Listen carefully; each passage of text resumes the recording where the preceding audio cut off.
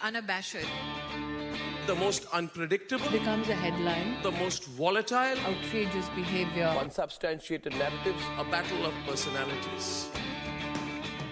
Welcome to Grant Tamasha, a co-production of the Carnegie Endowment for International Peace and the Hindustan Times. I'm your host, Milan.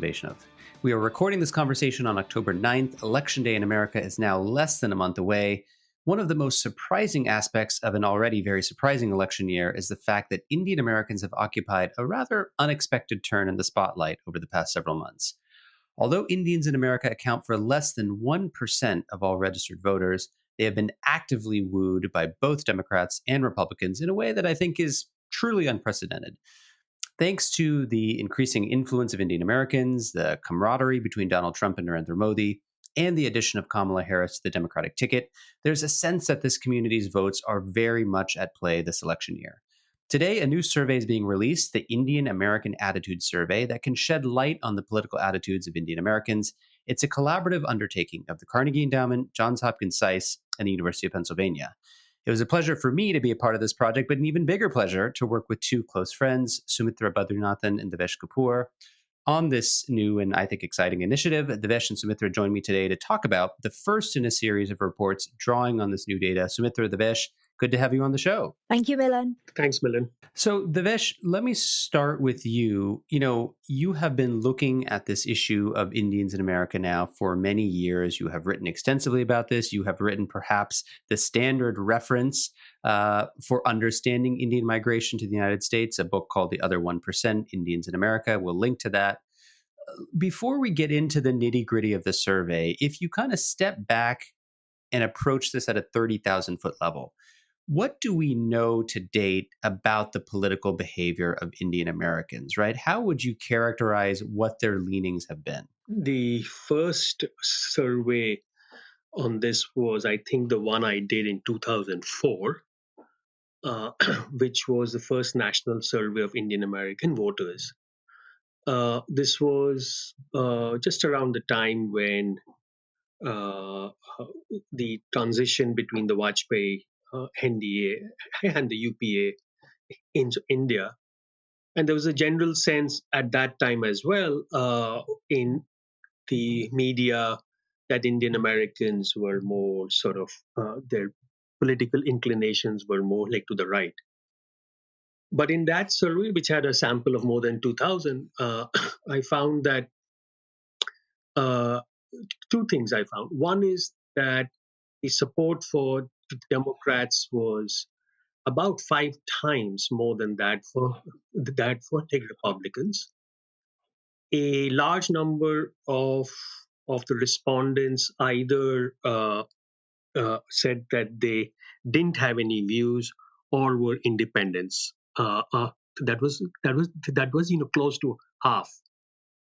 But the longer they lived in the U.S., their political views formed, and they were more likely to become even more Democrat than remain Republican. So, and since then, every other survey from Pew, the Asian American survey, like from UC Riverside, each of them has been very, very consistent. Indian Americans are very heavily Democrat voters. So we're going to talk about in a second why that's the case. But let me just ask you a question about Indian immigration writ large, because this might not be something that's very well known to a lot of our listeners. What does Indian immigration to the U.S. look like, right? How big and how fast has this community grown? So, just a bit of history. There was a little bit of immigration from what was then, British India at the end of the 19th century, early 20th century, when the U.S. passed, laws that basically banned immigration from that part of the world around 1920. At that time, there were about 5,000 people from what was then British India. And the numbers dropped so much that in the 1940 and 1950 census, they weren't even, separately recorded. By 1960, there were about 12,000 people like from India in the US. And from then, and especially after the 1965 sort of Immigration Reform Act, the numbers began to jump every decade.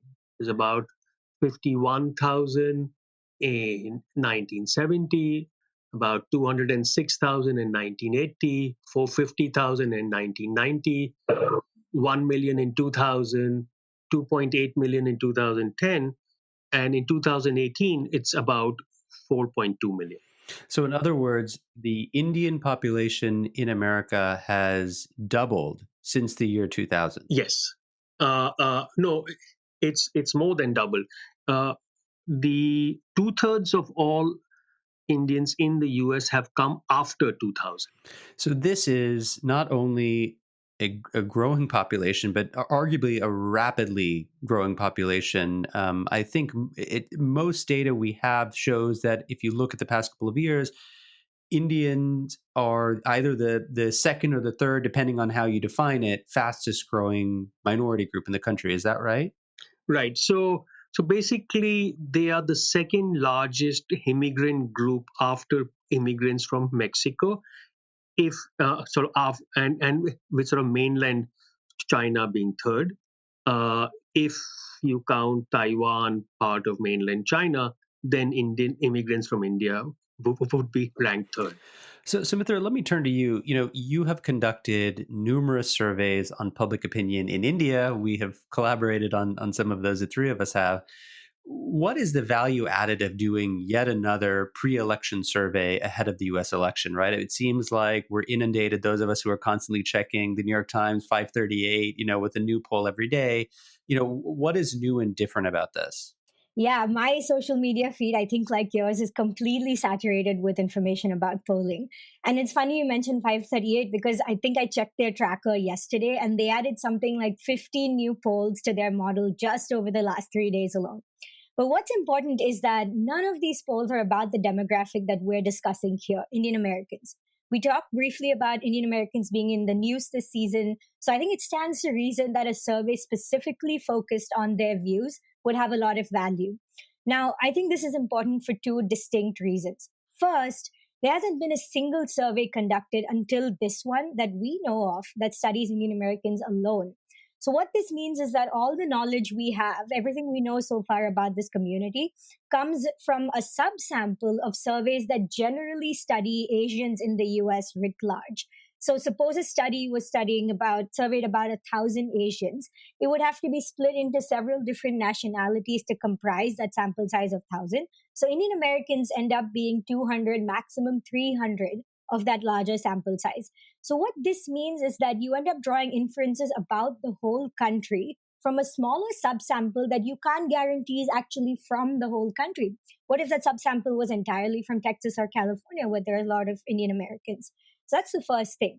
The second thing is that you see this quantity in surveys called the margin of error, which basically describes how close we can reasonably be that a survey result is close to the true population value. So we're surveying actually a small sample of the entire population of Indian Americans. So we want to know that how true this result is that we got, how close it would be if we actually surveyed the entire population. So with smaller sample sizes, the margin of error increases and our confidence in the result decreases. So what we have over here is, first of all, a nationally representative survey. So we've represented Indian Americans per the population from all of the states in which they have a high number in the population. Second, we have a margin of error of about 3.2% overall on a sample size of 936 Indian Americans alone, which means that for most quantities described in this survey, we can be reasonably confident that our results are coming from a sample which we can draw inferences from, and that the differences are true differences and not just because of sampling error. I want to dig into the findings, but before I do that, let me ask you another question about methodology, just to make sure that our listeners understand, what went on here. Devesh said earlier, Indian Americans are only around 1% of the population, and that's a statistic you hear quite often. So that means that this population is actually pretty hard to reach because 1% is not that big of a number. So how does one actually survey then Indian Americans given the fact that their absolute number relative to the US population is not that big? Yeah, this is a great question. So, we actually partnered with a survey firm, YouGov, that does a lot of political and other polling in the United States. They have a proprietary online survey panel into which Americans in the US have opted in already. This panel has about 1.8 million US residents who have agreed to participate in YouGov surveys. From that panel, we recruited a subsample of people who identified as Indian American, and then within that we wanted to match people based on a sampling frame to gender, age, education, and region that they came from. So while it was hard and while it took more time than I think the average survey of all Americans would, we managed to do this using an online proprietary panel. So, getting into the findings here, I think one of the big headlines of this new report is the fact that Indian Americans remain solidly with the Democratic Party. 72% of registered voters surveyed plan to vote for Joe Biden this November, while just 22% intend to back Donald Trump. Devesh, there has been quite a lot of talk this election season about the defection of Indians from the Democratic Party and into the arms of Donald Trump and the Republicans. The data that comes out in this report doesn't really seem to provide much empirical evidence for this kind of a shift. Why do you think the conventional wisdom is wrong? Uh, well, it's wrong because it's intellectually lazy. Uh, so, so think of the sort of logic that we see what that is behind the conventional wisdom. One is that Indian Americans are very strongly pro Modi. Prime Minister Modi is seen to be close to President Trump, and therefore there's almost a transfer of that allegiance to from Mr. Modi to President Trump, and therefore a shift like to the Republican Party. Now, this sort of presumes that Indian Americans, decide that they are living in America. This is their country, this is their future, and that they do not care about the hugely important issues that are very much domestic in nature that will shape their future and will shape the future of the United States.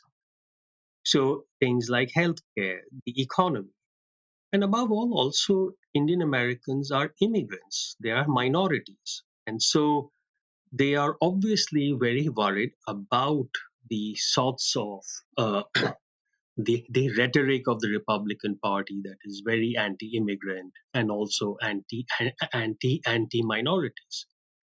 I think the other thing we should be very careful is that we often see uh, there's a lot of people who focus on visible events like the Howdy Modi event or when Prime Minister Modi came to Madison Square Garden.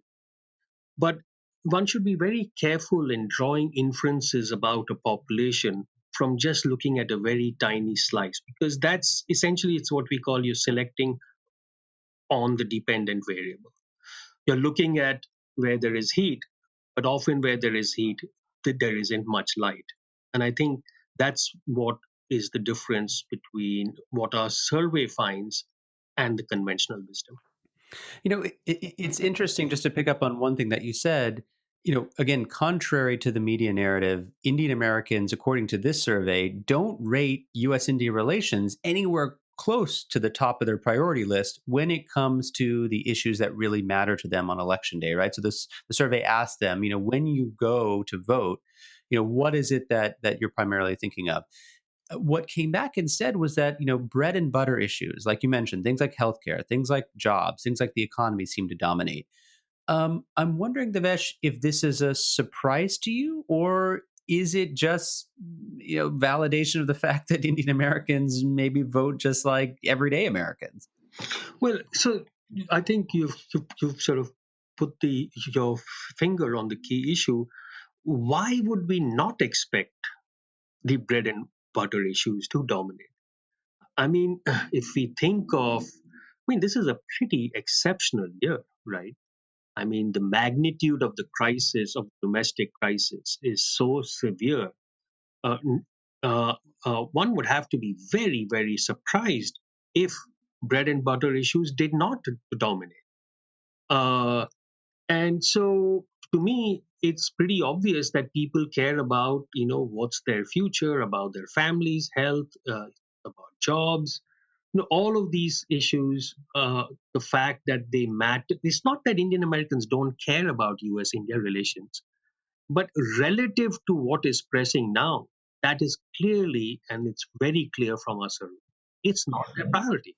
And, arguably, just to build on something you just said, it would be even more so this year when you have three simultaneous crises, right? You have a public health pandemic, you have an economic crisis not seen since the Great Depression, and then, of course, you have this set of repeated kind of convulsions over race and social justice and policing and so on and so forth.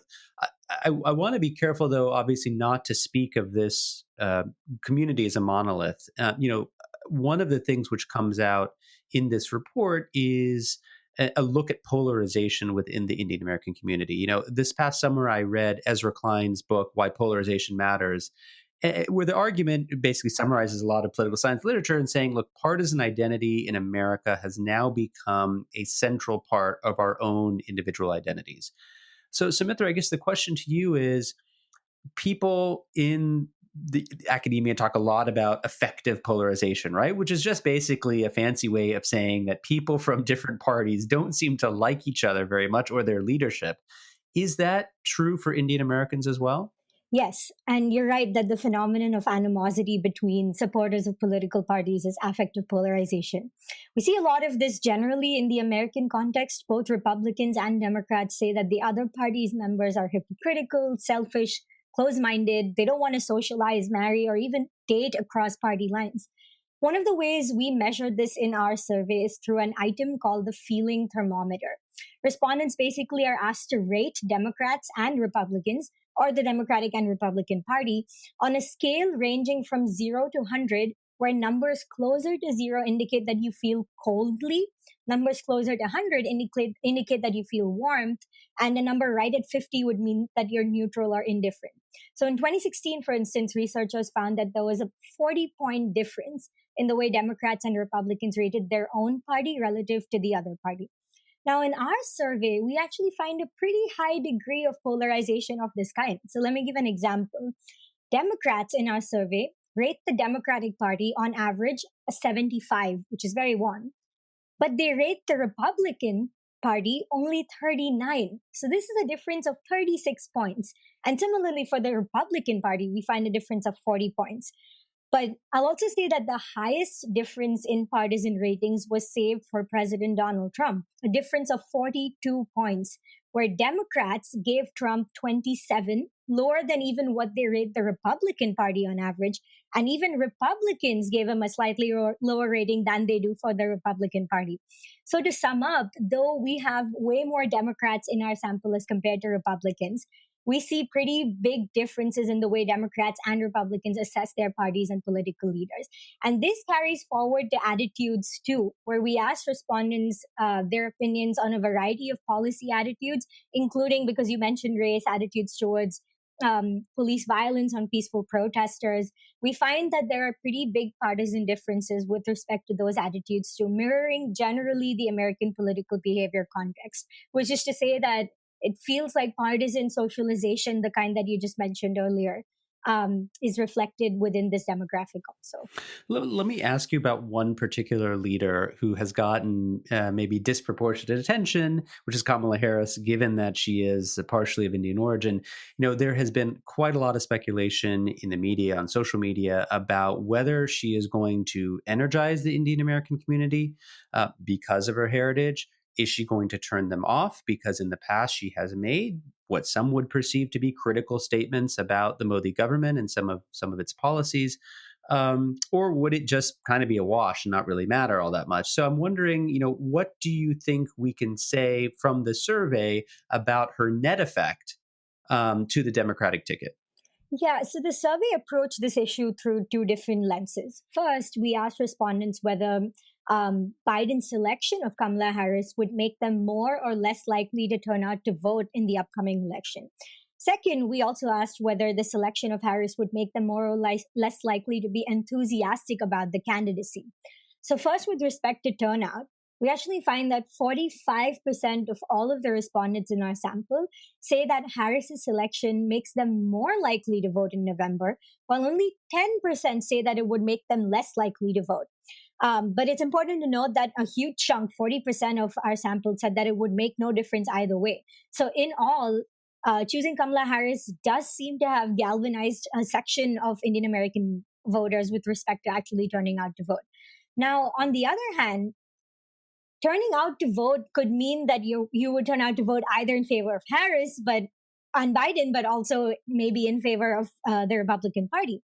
So we actually find that the mobilization effect is working actually in favor of the Democratic ticket. So in our sample, 49% of respondents say that the nomination made them more enthusiastic of the Biden candidacy, and only 15% reports that it makes them less enthusiastic. Like the previous question, pretty large chunk, 31% actually said that it would not make difference either way. And the final thing I'll say on this is that for amongst respondents who said that Kamala Harris would make them more enthusiastic about the Biden candidacy, not surprisingly, we find that our Indian American respondents say that the reason they're more enthusiastic is because Kamala Harris is Indian American. One of the things that some research by a political scientist named Sarah Sadhwani has pointed out is that when you look at Asian Americans in particular, Indian Americans seem to be more mobilized to actually vote in favor of one of their own than even other Asian Americans if there is an Indian American on the ballot. So, I think this is a kind of an interesting test of that theory. Devesh, let me circle back to something that we talked about before. In your book, which came out a few years ago, you kind of posed the question of why Indian Americans are so tied to the Democratic Party. And in one of the answers you gave before, you pointed out the issue of immigration. Now, I think a lot of people look at the Indian American demographic and say, wait a second, they are doing very well in terms of median household income. They're doing very well when it comes to educational attainment. Literally, if you plot them on a chart, they're almost falling off the chart. So we would actually expect them perhaps to be more Republican than they are. What do you think the survey tells us about why Indian Americans seem to be put off by the Republican Party? In other words, the Republican Party seems to have an image problem when it comes to Indian Americans. Is it just immigration, or do you think there are a broader set of forces at work? So you're absolutely right, Milan, that given their income, which is twice the median for for Americans, so they you would think they would want a party that supports lower taxes. Many are entrepreneurs, so they would support a party that calls for less regulation. Many are doctors who like sort of tort reform. All of these are Republican Party issues. So you would think that for economic self-interest would drive them like to the Republican Party. And the fact that it's the opposite, we should ask why. And so that's what our survey also shows, that two issues, and I think the Republican Party, it's pretty obvious in this election. It's more than just immigration. Of course, Indian Americans have been hit. The way that so many Indians have come in the last 20 years is the H-1B visa. And this government, the Trump administration, and including a few days ago, has tried its best to squeeze down H-1B visas. But I think there are two other broader issues that our survey sort of highlights. One is the way the Republican Party is sort of around race seems to be becoming a white only party in a way that they are very worried about its stance on minorities. As we said earlier, so they are 1% of the population. There are small minorities, and all minorities are worried about the attitude of the Republican Party, and Indian Americans are sort of one of them. The second, I think, that comes out is they are anxious, apprehensive about the growing hold of the of the evangelical Christians on the Republican Party. It's something we had noticed earlier through interviews and focus groups, but now we see very clear survey evidence. Most Indians are in the country are not Christian, the Sikhs, the Muslims, the Hindus, uh, and so this particular uh, you know uh, uh, growing hold or influence of evangelical Christians on the Republican parties, in addition to the stance on minorities, I think these are two very compelling reasons why they're turned off by the Republican Party. One of the most interesting findings to me is on the issue of foreign policy, right? So the report clearly finds that for most survey respondents, when you ask them to pick from a list of competing priorities, U.S. India relations kind of floats towards the bottom. But the survey does elsewhere ask Indian Americans, about their views on Narendra Modi. And I think that most of us believe, at least anecdotally, that the Prime Minister of India is extraordinarily popular amongst the diaspora in America. It's not just Howdy Modi, it's not just Madison Square Garden, but I think in most of our conversations, if you were to kind of take an average internally, right, you sort of get that sense. But Sumitra, what does the survey actually tell us about the Prime Minister's stature here in America among Indian Americans? This is a good question. So, based on the data that we have, I wouldn't conclude that the sample of Indian Americans was overwhelmingly pro Narendra Modi. Actually, we talked about the feeling thermometer scale earlier. We asked this question for Prime Minister Modi too. And we found that on average, Indian Americans rate him at 55 on a 0 to 100 scale. So that is slightly on the warmer scale, but closer to 50, which is actually indifferent, which kind of places him somewhere between what they rate Biden and Trump on average, but closer to indifferent. But for me, the most interesting finding was when we disaggregated this result by partisanship. So we actually find that Trump voters give Prime Minister Modi the highest thermometer rating at 76, and Biden voters give him the lowest thermometer rating at 52. So it averages out to about 55 because of the larger number of Democrats in the sample.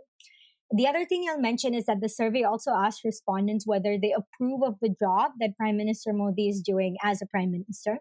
And we find that 48% of Indian Americans say they approve, 32% disapprove, and 20% express no opinion. However, Indian Americans who approve of Trump's job performance are also more likely to approve of Modi's performance. What you see from these numbers is, yes, he is reasonably popular among Indian Americans, but less popular than Prime Minister Modi is in India. If you see Prime Minister Modi's ratings in India on his job performance and his ratings in the US among Indian Americans, very clearly his rating here is less than his rating within India itself. So I guess, this is what I wanted to ask you, Devesh, just as a quick follow-up. One of the unusual hallmarks of U.S.-India relations going back to the year 2000, which is really when the strategic partnership kind of started to lift off, is the sense of bipartisan consensus, both in India and in the United States, about the need for closer U.S.-India ties, right? So in other words, there was a consensus between the BJP and the Congress in India and between the Democrats and the Republicans in the United States. Do you worry as you look out into the future that there is a risk of fracture there? In other words, that Democrats may take a less favorable stance towards India under Modi because of their concern over democratic backsliding, over minority rights, over the situation in Jammu and Kashmir, maybe other aspects of economic policy as well. Does India risk, in your view, becoming a bit of a political football? I think much less so than some people fear, because there are much bigger forces at work in how uh, uh, in sort of that will influence shape US foreign policy, and that frankly is the specter of the rising China. uh, and so they may not particularly like the current regime in India, but they also have to face a much harsher and a much more difficult global political landscape like for the US. And so, to that extent, I think that I don't think so there will be a fracture. It may be less cordial, perhaps. But on the other hand, as you know, on trade issues, on H-1B visa issues, the the Trump administration has caused a lot of problems, like India, on things like climate change. Uh, India and the U.S. have a sort of Biden administration will have much more in common than India and the Trump administration. So yes, on a few things it will be less, but on a few things actually there will be much more agreement. One of the survey findings we haven't talked about is, respondents are asked which party, the Democratic Party, the Republican Party, does a better job of managing U.S. India relations. And by a 2-to-1 margin, respondents select the Democratic Party. Now, in part, that's based on the fact that they're more Democratic leaning generally, but it does give you a sense that, again, some of the media narrative about there being a lot of fear in the Indian American community if the Democrats were to come to power, because they might not be as good towards India, doesn't seem to get backed up by the data. I want to end by asking kind of two questions about the future. And Devesh, let me start with you. You have pointed out that there are about 150,000 Indian Americans who become newly eligible to vote each year. Now, most of this comes from younger Indian Americans who turn 18 and then they become eligible to cast their vote for the first time. But about a third of it comes from naturalization, right? Immigrants becoming citizens. But however you slice or dice it, they remain, as you talked about before, one of the fastest growing immigrant groups in the country. What do you think the survey tells us about their particular place in America's political dynamics? How would you place them on a spectrum when we think about the white population, other minorities? How do they fit in? So I think three features of this group looking into the next few years sort of stand out. One, because a greater fraction are those born in the US, this group, our survey shows, is more liberal than naturalized Indians, which were the dominant Indian Americans in the past. The community as a whole, its sort of political preferences, center of gravity will become even more liberal. Second is not just their numbers or views, but also their location. In the past, it was concentrated in places like the Northeast and California. These were reliably blue states, so their marginal impact was lower. But now you see a considerable growth in states like Georgia, Florida, swing states like Michigan, Pennsylvania, and also Texas, which is turning somewhat purple. So, to the extent that they are, and the numbers are growing enough in closely tied elections or in close elections, these numbers will begin to matter much more.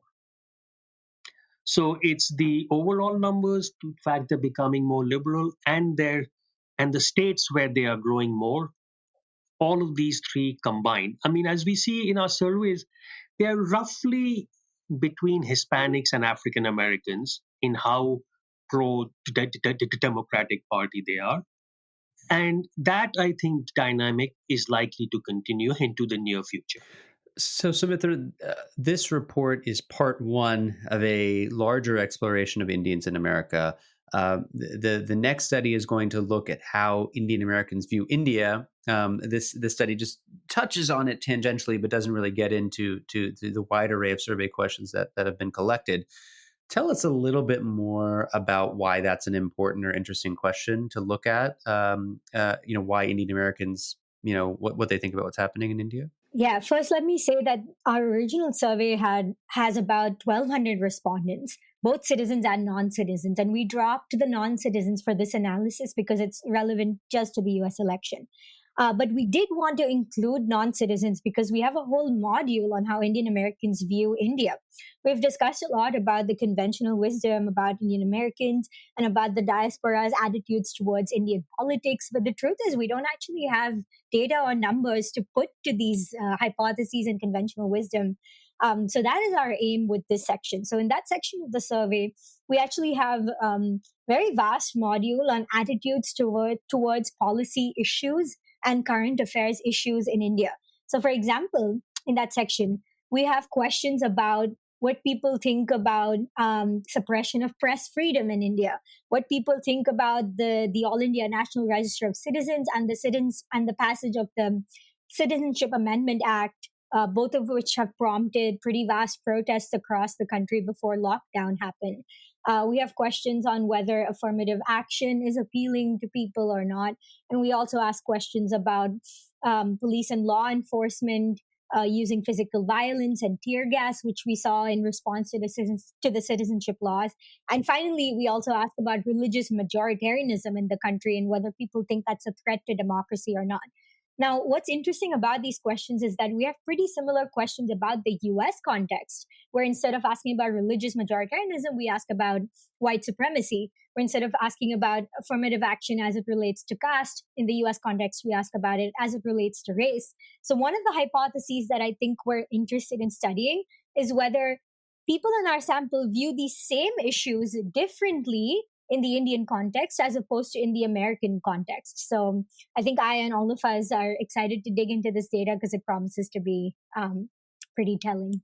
My guests on the show today are Sumitra Badrinathan of the University of Pennsylvania and Devesh Kapur of Johns Hopkins-SAIS.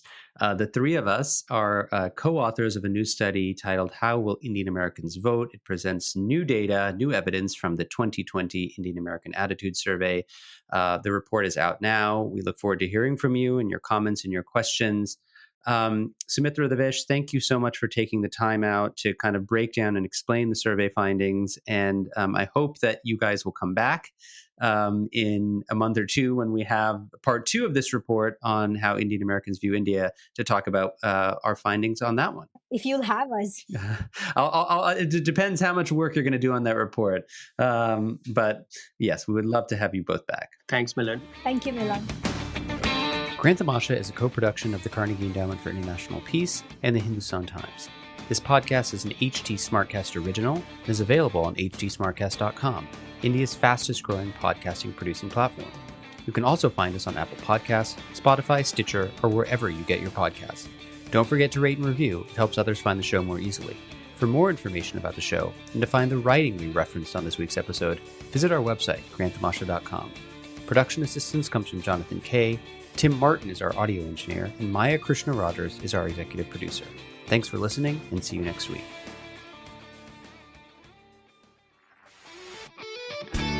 This was an HT Smartcast original. HT Smartcast.